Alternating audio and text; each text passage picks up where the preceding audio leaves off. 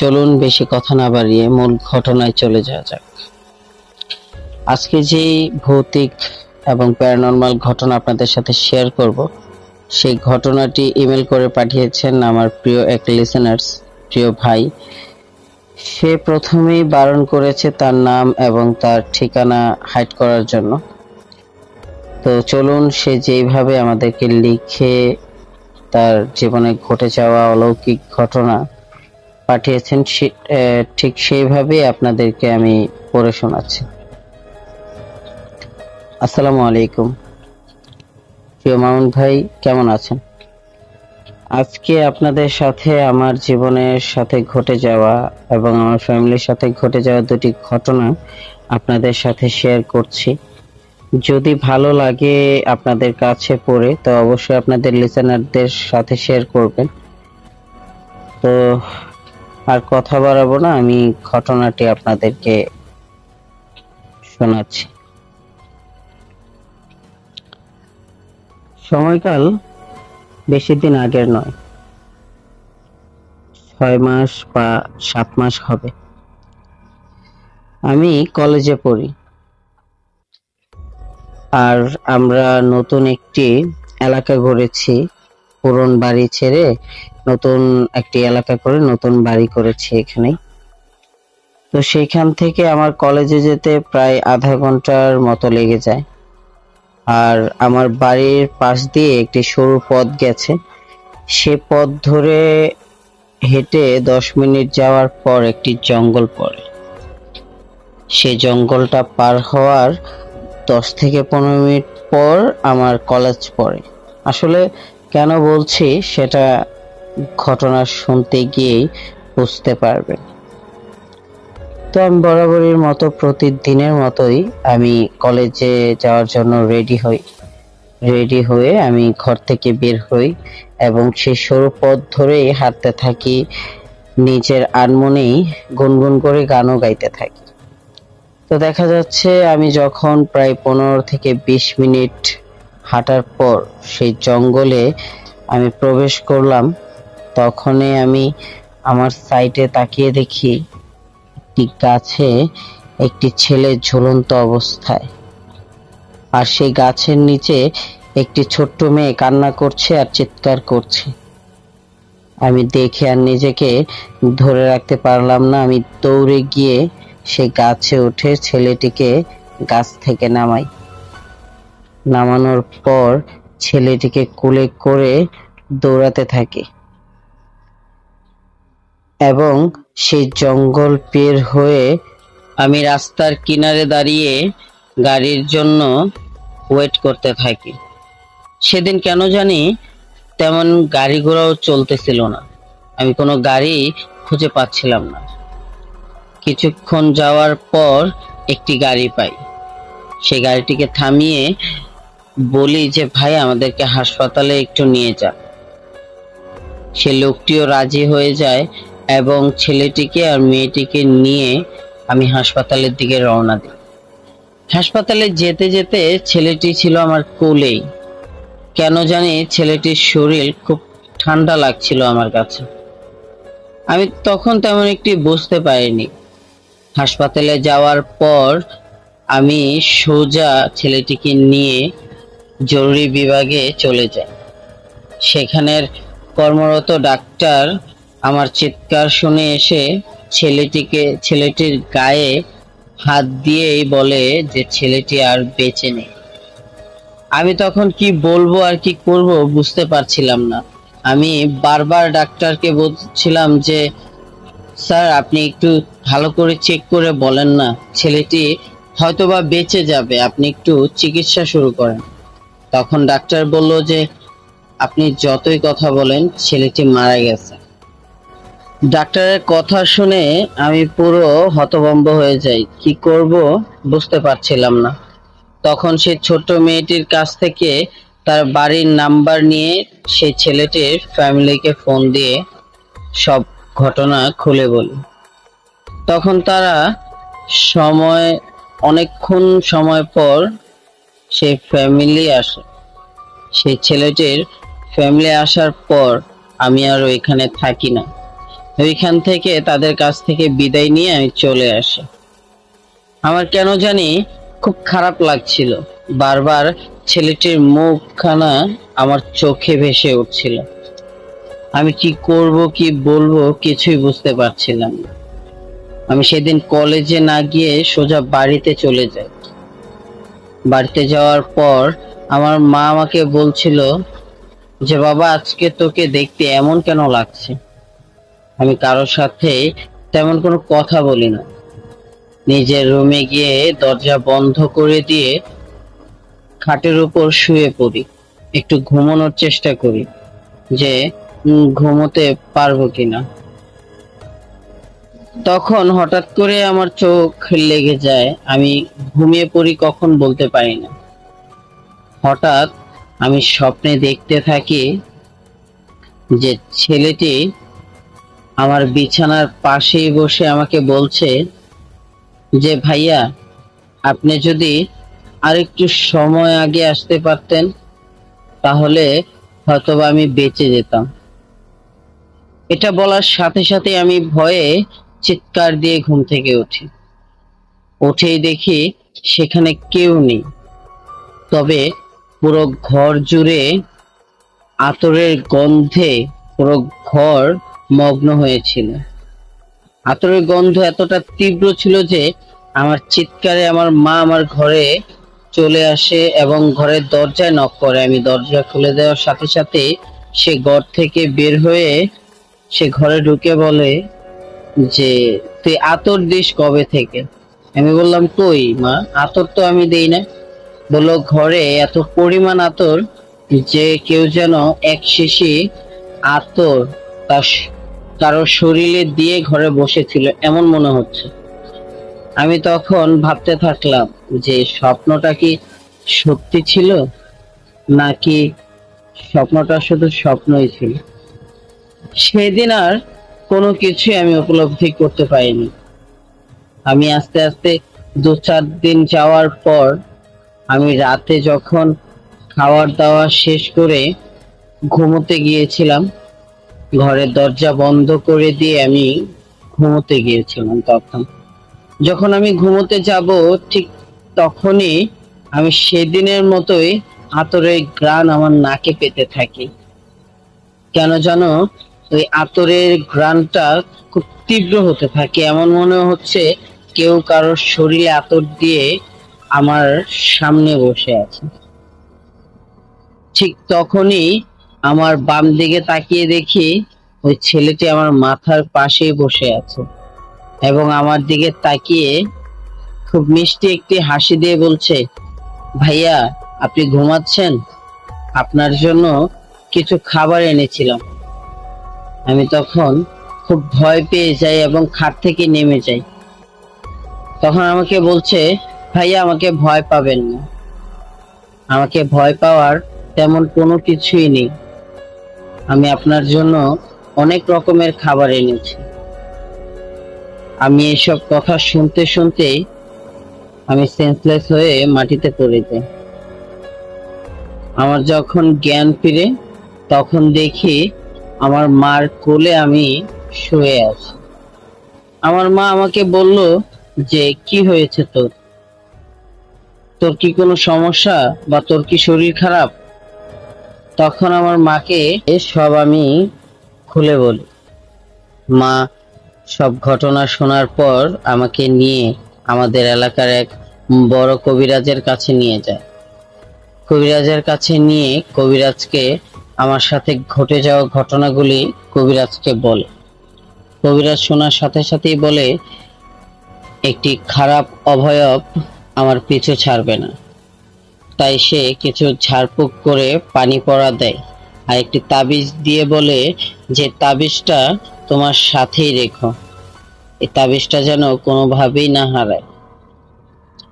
সে তাবিজটি নিয়ে আমি বাড়িতে চলে যাই এবং সে তাবিজটা যতদিন আমার সাথে ছিল কোনো প্রবলেমই হয়নি। একদিন আমার বাড়ির এক অনুষ্ঠানে আমি কি করছিলাম সেটা আমার মনে নেই, তবে সেই তাবিজটা সে অনুষ্ঠানের পর থেকে আমি তাবিজটার খুঁজে পাচ্ছিলাম। সেদিন রাতেই আমি যখন ঘুমোতে যাই তখন আমি বিছানায় শোয়ার পর আমি শুনতে পাই আমার খাটের নিচে কিসের যেন এক আওয়াজ। তখন আমি খাট থেকে নেমে নিচে তাকিয়ে দেখি সে ছেলেটি আমার দিকে বিকট ভাবে তাকিয়ে থাকে এবং আমাকে বলতে থাকে যে ভাইয়া, আপনি যে কাজটি করেছেন একদমই ঠিক করেননি। এটা বলার সাথে সাথে ছেলেটি খাট থেকে বের হয়ে আমার গলা চেপে ধরে। আমাকে সে মারার চেষ্টা করে, এমন ভাবে চেপে ধরেছিল তখন আমি কিছুই বলতে পারছিলাম না। আর বলে রাখা ভালো যে আমার ফ্যামিলি খুব ধার্মিক ছিল। আমরা সবাই 5 ওয়াক্ত নামাজ পড়তাম, বিভিন্ন সূরা কালামও পারতাম। তো সে যখন আমার গলা চেপে ধরে তখন আমি তার আমার গলা থেকে তার হাত সরাতে পারছিলাম না সেই অভয়টার। আমি তখন আয়াতুল কুরসি পড়তে থাকি। আয়াতুল কুরসি পড়তে পড়তেই কখন যেন আমার দম বন্ধ হয়ে আমি সেন্সলেস হয়ে যাই। সকালবেলা যখন আমার সেন্স ফিরে, আমার জ্ঞান ফেরার সাথে সাথেই আমি দেখি যে আমি বিছানায় শুয়ে আছি আর সেই কবিরাজটা আমার পাশেই বসে আছে। সে আমাকে বলছে যে তুমি একটুর জন্য বেঁচে গেছো।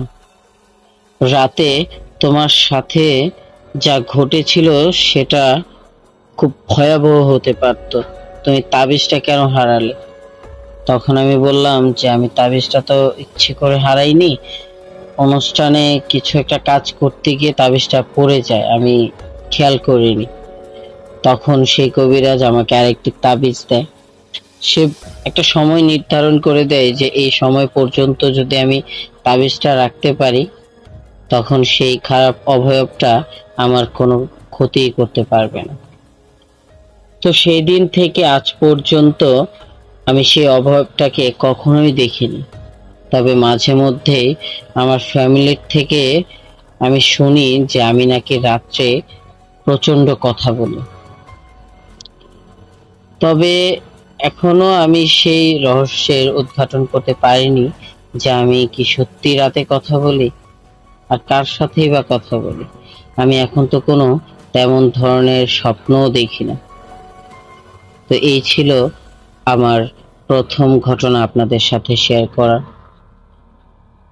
আমি এখন যে দ্বিতীয় ঘটনাটি আপনাদের সাথে শেয়ার করব এবং লাস্ট যে ঘটনাটি, সেই ঘটনাটি আমার মার সাথে ঘটে যাওয়া এক অদ্ভুত ঘটনা। আমি আগের ঘটনায় বলেছিলাম যে আমরা খুব ধার্মিক, আমরা সবাই 5 ওয়াক্ত নামাজ পড়ি। আমার মা ছোট কাল থেকেই নামাজ পড়তো। আমার মার যখন 19 বছর তখনকার ঘটনা এটি। আমার মা বরাবরের মতো প্রতিদিনের মতোই আসরের নামাজ পড়ে সে কোরআন শরীফ তেলাওয়াত করছিল। সে যখন কোরআন তেলাওয়াত করছিল তার কিছুক্ষণ পরেই তার রুমের মধ্যে তীব্র আতরের ঘ্রাণ পায় সে।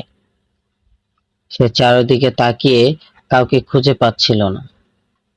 কোথা থেকে এত তীব্র আতরের মিষ্টি গন্ধ কোথা থেকে আসছিল আমার মা কোনোভাবেই বুঝে উঠতে পারছিল না। তো তখন সে কোরআন শরীফ তেলাওয়াত শেষ করে সে বাড়ির কাজকর্মে মগ্ন হয়ে যায়। সে যখন বাড়ির কাজকর্ম শেষ করে মাগরিবের নামাজ পড়ে সে আবারও কোরআন শরীফ নিয়ে বসে, তখন আবারও ঠিক একইভাবে সে আতরের ঘ্রাণ পাচ্ছিল। সে যখন আতরের ঘ্রাণ পাচ্ছিল তার একটু পরেই সাদা পাঞ্জাবি পরিহিত একটি পুরুষ তার পাশে এসে বসে তাকে বলতে লাগলো যে আপনার কোরআন তেলাওয়াতটা খুব মধুর, মাশাআল্লাহ, খুব মিষ্টি। আপনার কোরআন শরীফ তেলাওয়াত শুনলে শুনতে ইচ্ছে করে। সেই কথাটি শোনার সাথে সাথে এবং সেই পাঞ্জাবি পরিহিত সেই লোকটিকে দেখে আমার মা খুব ভয় পেয়ে যায় এবং চিৎকার করে ওঠার সাথে সাথে ওই জিনিসটা গায়েব হয়ে যায়। তাকে কোথাও খুঁজে পাচ্ছিল না। সে হয়তোবা ভেবেছিল যে তার মনের ভুল, সে হয়তোবা ভুল কিছু দেখছে। সেদিনের মতো সে আর পড়েনি কোরআন তেলাওয়াত বন্ধ করে দিয়ে সে সন্ধ্যার দিকে খাওয়া দাওয়া শেষ করে এশারের নামাজ পড়ে। নামাজ পড়ে সে যখন আবারও কোরআন তেলাওয়াত করার জন্য কোরআন শরীফ নিয়ে সে কোরআন তেলাওয়াত করছিল, তখন আবারও ওই লোকটি তার সামনে এসে বসে তাকে বলতে লাগে যে আপনি এত মধুর করে কিভাবে কোরআন তেলাওয়াত করেন। তার এত সুন্দর পাঞ্জাবি, সে এত সুন্দর ছিল যে আমার মা দেখার সাথে সাথেই অবাক হয়ে তাকিয়ে থাকে এবং সেই লোকটির কথা শুনতে থাকে। হঠাৎ করে যখন আমার মার ঘোর ভেঙে যায়, সে ভাবতে থাকে যে এই ছেলেটি কোথা থেকে আসার কোথা থেকে চলে যায়। আমার মার মনে এক অজানা ভয় আঁকড়ে ধরে। আমার মা চিৎকার করেই তখন সেন্সলেস হয়ে যায়। চিৎকার শুনে আমার নানা নানি তখন আমার মার রুমে এসে দেখে যে মা কোরআন শরীফের পাশেই পড়ে আছে। তো তখন তারা তাকে উঠিয়ে মাথায় পানি দিয়ে তাকে যখন জ্ঞান ফিরায়, আমার মাকে জিজ্ঞাসা করে আমার নানু যে তোর কি হয়েছে, কিছু থেকে কি ভয় পেয়েছিস? তখন আমার মা আর কিছু বলল না, বলল যে না, আমি হঠাৎ করেই ভয় পেয়ে গেছি। তখন আর আমার নানুকে কিছুই বলে না। সেদিনকার মতো সেই ঘটনাটি ওইখানেই হয়তোবা স্টপ হলে খুব ভালো হতো, কিন্তু সেদিন থেকেই শুরু হয় সেই ঘটনা। আমার মা সেদিন ফজর ওয়াক্ত নামাজ পড়ে যখন সে আবারও কোরআন তেলাওয়াত নেয়, তখন আমার মার মনে এক অজানা ভয় আঁকড়ে ধরে। মার খুব ভয় হচ্ছিল যে আবারও যদি কোরআন তেলাওয়াত করলে সেই লোকটি আবারও চলে আসে। আবারও মা এটাও ভাবছিল যদি সেই জিনিসটার ভয়ে কোরআন তেলাওয়াত পড়া বন্ধ করে দেয়, তখন যদি আল্লাহ তাআলা নারাজ হয়ে যায়। সেই কথা ভেবে সে কোরআন তেলাওয়াত নিয়ে পড়তে থাকে। কোরআন তেলাওয়াত যখন করতে থাকে, তখন সে আতরের গন্ধ আবারও আমার মার নাকে লাগে। সেই গন্ধ পাওয়ার সাথে সাথেই সে লোকটি আবারও হাজির হয়ে বলছে, আমাকে দেখে ভয় পাবেন না, আমাকে দেখে ভয় পাবেন না, আপনার কোরআন তেলাওয়াত শোনার জন্যই আমি বারবার আপনার সামনে চলে আসছি। আমি আপনার সামনে বসে কোরআন শরীফ পড়া শুনতে চাই। তখন আর কেন জানি আমার মা ভয় পাচ্ছিল না সেই জিনিসটাকে, সেই অভয়টাকে। তখন আমার মা প্রশ্ন করলো যে কে আপনি, বারবার কোথা থেকে আসছেন আর কোথায় চলে যাচ্ছেন? সেই লোকটি বলল যে আমি জিন জাতির একটি জিন। আসলে আমরা কারো ক্ষতি করি না। আমাদের মধ্যে অনেক হাফেজ, অনেক মাওলানা আছে, আমি নিজেও একজন হাফেজ।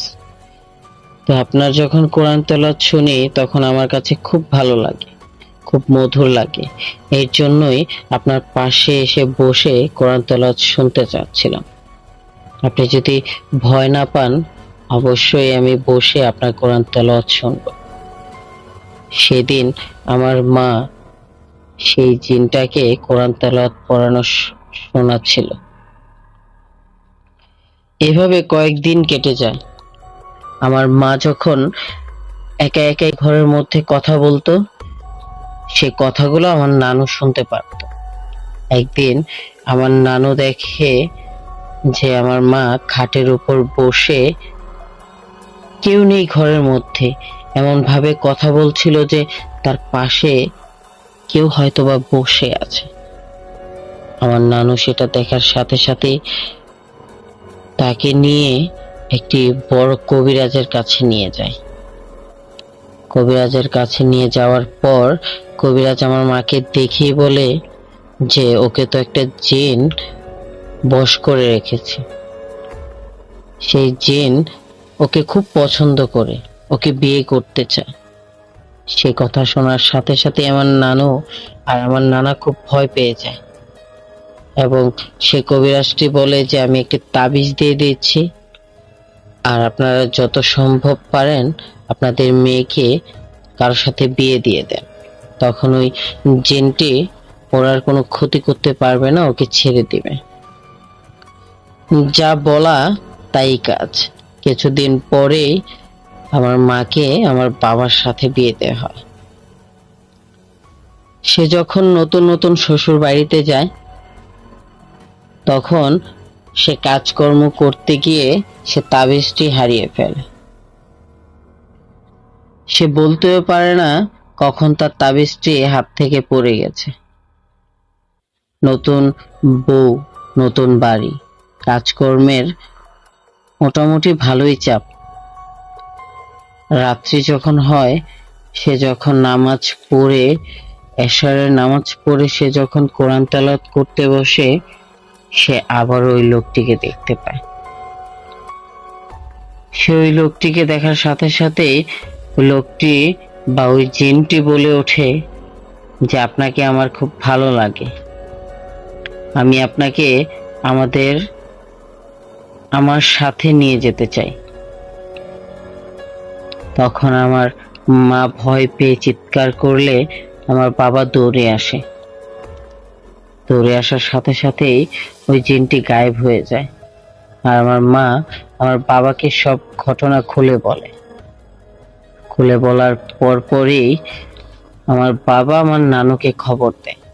আমার নানু বলে যে এক কাজ করো, তুমি ওকে নিয়ে আমাদের বাড়িতে চলে আসো। আমার বাবা যথারীতি পরের দিন বাড়িতে চলে যায়। আমার নানুর বাড়িতে আসার সাথে সাথেই আমার নানু আমার মাকে জিজ্ঞাসা করে যে তোর সাথের তাবিজটা কোথায়। তখন আমার মা হাত দিয়ে সে তাবিজটা খুঁজে পায় না। আমার নানু বুঝে যায় যে তাবিজটি হারানোর কারণেই সেই জিনটি আবারও ওকে বিরক্ত করছে। আবারও নিয়ে যায় ওই কবিরাজের কাছে।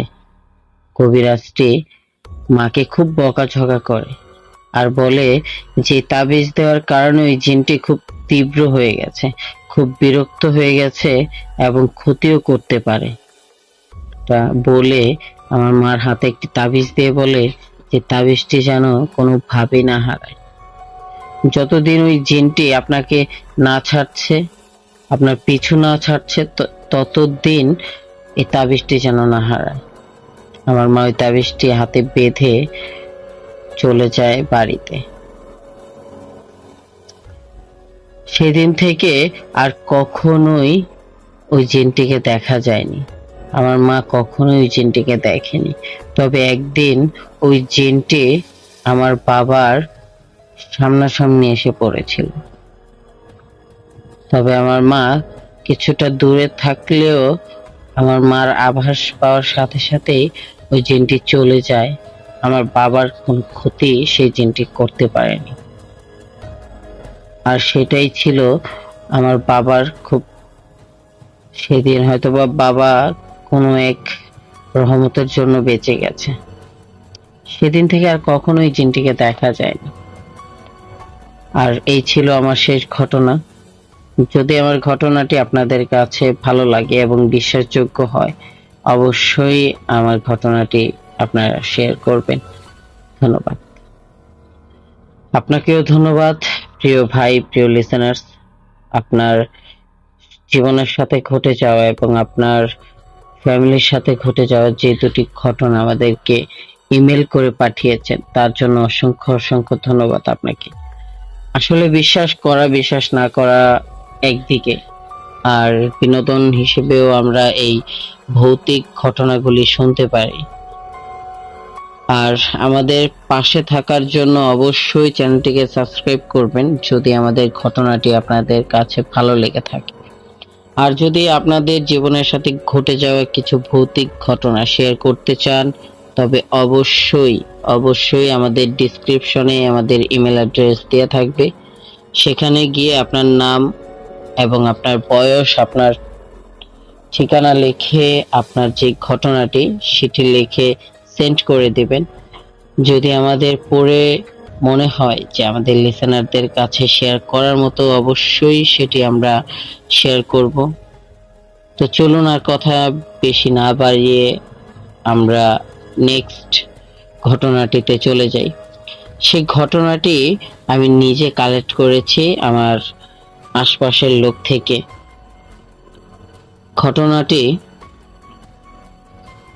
সেই ঘটনাটি আমার এক দুঃসম্পর্কের চাচার সাথে ঘটে যাওয়া। তো চাচার থেকে যেভাবে শুনেছি ঠিক সেইভাবেই আপনাদের সাথে শেয়ার করছি। ঘটনাটি হলো, আমার চাচা প্রায় রাতেই মাছ মারতে যেত। আসলে আমাদের দেশে মাছ মারাটা খুব বড় একটা বিষয়, কারণ দেখা যাচ্ছে মাছ মেরে আমাদের জীবিকা চালাতে হয়। তাই আমার বেশিরভাগ কালেক্ট করা যে ভৌতিক ঘটনাগুলি, সত্য ঘটনা, সেগুলো আপনারা শুনে বলবেন যে কেন বারবার মাছকে কেন্দ্র করে এই ঘটনাগুলি হয়। দেখেন, ঘটনা তো আমি তৈরি করি না, ঘটনা যেগুলো আমি কালেক্ট করি সেগুলোই আপনাদের কাছে শেয়ার করি। তো আমার চাচা প্রতিদিনের মতোই মাছ মারতে যাবে। আমার চাচার বন্ধুকে বলে রেখেছে যে রাতে আমাকে ডাক দিয়ে নিয়ে যাস। তো বলে রাখা ভালো যে আমার চাচার নাম ছিল শফিক আর তার বন্ধুর নাম ছিল হেলাল। তো সেদিন রাতে যখন আমার চাচা ঘুমাচ্ছিল, সেই হেলাল চাচার ভেষ ধরে এক অভয়ব এসে সেম হেলাল চাচার কণ্ঠ ধরেই আমার চাচাকে ডাকছিল যে শফিক, শফিক, শফিক, ঘুম থেকে ওঠ, মাছ মারতে যেতে হবে। আমার চাচা তখন হেলাল চাচার কণ্ঠ শুনেই লাফ দিয়ে খাট থেকে উঠে সে তৈরি হতে থাকে এবং আমার চাচি বলে যে আজকে না গেলে কি হয় না? তখন আমার চাচা বলে যে না, আজকে মাছের খুব বড় একটা মার লাগবে, আজকে অনেক মাছ মারা যাবে। তো এটা বলে ঘর থেকে বের হয়ে দেখে যে হেলাল চাচা দাঁড়িয়ে আছে। তখন বলে যে চল, তাড়াতাড়ি চল। এটা বলার সাথে সাথেই হাঁটতে থাকে দুজন। সেদিন কেন জানি হেলাল চাচার হাঁটা খুব দ্রুত ছিল, সে খুব দ্রুত হাঁটছিল এবং খুব কম কথা বলছিল। আমার চাচা সেই জিনিসটা লক্ষ্য করে যে হেলাল চাচা তো কখনো এত দ্রুত হাঁটে না আর এত কম কথা বলে না, সে খুব বেশি কথা বলে। তখন আমার চাচা বলল যে কি হয়েছে, আজকে তোর কোনো সমস্যা বা তোর কি কোনো প্রবলেম? তখন হেলাল চাচা কিছু বলল না। আমার চাচা আবারও তাকে প্রশ্ন করলো, কিরে, কথা বলছিস না যে? তখন হেলাল চাচা বলল যে না, কিছু না, এমনিতেই। হয়তোবা আমার চাচা ভাবলো যে হ্যাঁ, হতেও পারে, মানুষের মন সবসময় তো আর এক থাকে না, তাই হয়তোবা ওর মনটা খারাপ, ও দ্রুত হাঁটছে বা কথা কম বলছে। হাঁটতে হাঁটতে দুটো রাস্তা সামনে পড়ে, একটা ডান দিকে গেছে আর একটা বাঁ দিকে গেছে। তো বরাবরের মতো আমার চাচাদের ডান দিকে যেতে হবে, কারণ নদীটা ডান দিকেই পড়েছে। কিন্তু হঠাৎ কেন জানি হেলাল চাচা বাঁ দিকে যেতে লাগলো। আমার চাচা ডাকতে লাগলো, কিরে হেলাল, তুই বাঁ দিকে কেন যাচ্ছিস? তখন হেলাল চাচা বলল যে এদিকে আসো, একটু কাজ আছে, এই কাজটা সেরে তারপরে যাই। তখন আমার চাচা ভাবলো যে হ্যাঁ, কাজ থাকতেই পারে। তো এত কিছু না ভেবেই ওই অভয়টার পিছু পিছু যেতে লাগে আমার চাচা। তো আমার চাচার হাতে টর্চ লাইট ছিল, তখন পর্যন্ত জ্বালায়নি, চাঁদনি রাত, সে রাস্তা পুরো ক্লিয়ার দেখছিল, তাই আর টর্চ লাইটটি সে জ্বালায়নি। হঠাৎ তেঁতুল গাছের দিকে আসতেই সে হেলাল চাচার রূপ ধরে থাকা অভয়টি অদৃশ্য হয়ে যায় এবং একটি কুকুরের রূপে রূপান্তরিত হয়ে কাকার সামনে দাঁড়িয়ে যায়। আমার কাকা ভয়ে হাতের টর্চ লাইটটি যখন ওই অভয়টার দিকে ধরে, সে কুকুরটা প্রায় 2-1 লাফে সে রাস্তার সাইডে থাকা একটি বড় পুরনো তেঁতুল গাছে উঠে যায়। এই দৃশ্য দেখে আমার চাচা খুব ভয় পেতে থাকে আর মনে মনে সূরা তেলাওয়াত করতে থাকে। সে অভয়টা গাছের উপরে উঠেই তার দিকে বড় বড় ঢিল ছুটতে থাকে। আমার চাচা কোনো রকম বেঁচে ওইখান থেকে দৌড়ে এসে বাড়ির উঠোনেই সেন্সলেস হয়ে যায়। তখন আমার চাচি এই কাণ্ড দেখে চাচার মাথায় পানি ঢেলে চাচার জ্ঞান ফিরে আনে এবং বলে যে আমাকে যে ডেকে নিয়ে গিয়েছিল সে কোনোভাবেই হেলাল নয়, সে হেলাল নয়। এটা বলে আমার চাচার গা পুরো জ্বর এসে চাচা কাঁপতে থাকে। আমার চাচি আশেপাশের লোক এবং তাদের বাড়ির লোককে ডেকে রাতে এক মসজিদের ইমাম সাহেবের কাছে নিয়ে তাকে ঝাড়ফুঁক করে আনে। কয়েকদিন খুব ভালো যায়। সে আবারও যখন হেলাল চাচার সাথে তার দেখা হয় তখন বলে যে এমন এমন তোকে বলেছিলাম, তুই তো সেদিন আর আসিসনি, আমার সাথে এমন এমন ঘটনা ঘটেছে।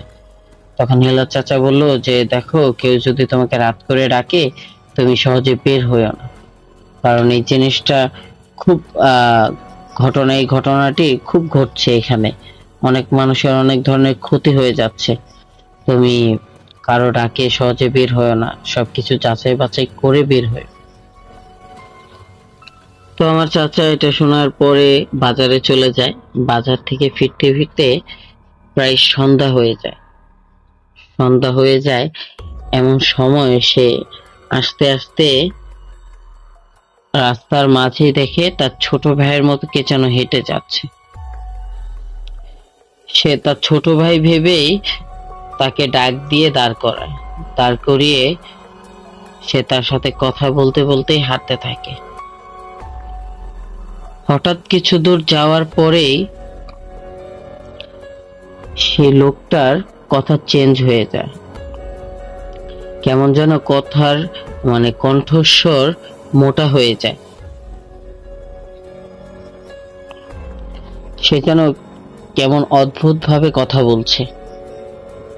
হঠাৎ করে সেই লোকটা অদ্ভুত ভাবে হাসতে থাকে। এই কাণ্ড দেখার সাথে সাথে আমার চাচার বুক ধড়ফড় করতে থাকে আর অজানা এক আতঙ্ক, অজানা এক ভয় তার মাঝে ঘিরে ধরে। সে খুব ভয় পেতে থাকে এবং সে যখন ওই অভয়টা তার দিকে খুব বিকট ভাবে তাকিয়ে হাসি দেয় এবং তাকে ধরার জন্য এগিয়ে আসে, তখন সে ভয় পেয়ে দৌড়ে ছুটতে থাকে প্রাণপণে। ছুটতে ছুটতে সে বাড়ির কাছে এসে এক চিৎকার করে ওঠে। তার চিৎকারে সবাই চলে আসে, এসে দেখে যে আমার চাচা বাড়ির উঠোনেই সেন্সলেস হয়ে পড়ে আছে।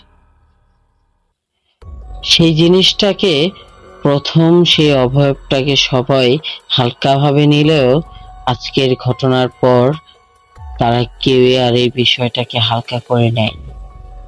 চাচাকে নিয়ে সোজা বড় এক কবিরাজের কাছে নিয়ে তাকে তাবিজ দিয়ে নিয়ে আসে ঝাড়ফুঁক করি।